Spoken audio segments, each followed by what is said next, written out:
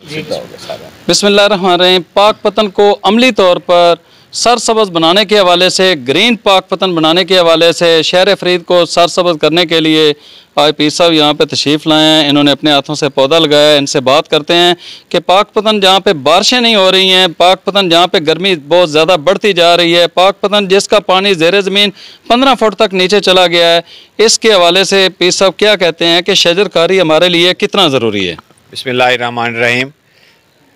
सब तो पहले तो मैं शुक्रिया अदा करना इस टीम का जिन्हें सानू बुलाया, और मैं समझना कि सब तो अहम किरदार इस नौजवान टीम का है जिहड़ा इस शजरकारी मुहिम नू तेज़ी दे नाल रवां दवा रखे हुए है, और बहुत अनगिनत हज़ारां की तादाद पौधे ला दिते गए हैं और बाकी भी ला सन। और मैं समझना कि इंसान वास्ते पौधा बहुत जरूरी है, कोई इस तो बगैर सांस ही नहीं। असी अज लावांगे साड़ी अगली आने वाली नस्ल जी उस तो फायदा उठाएगी। और गर्मी का जो हाल है, सितंबर का महीना है, इसके बावजूद इतनी गर्मी है, तो इंशाअल्लाह ताला जी मुहिम का बेड़ा उठाया है पीर साहबाना ने और कारी साहबाना के बेटिया ने और साढ़े सारे टीम ने, इंशाअल्लाह ताला ये जारी सारी रहेगी।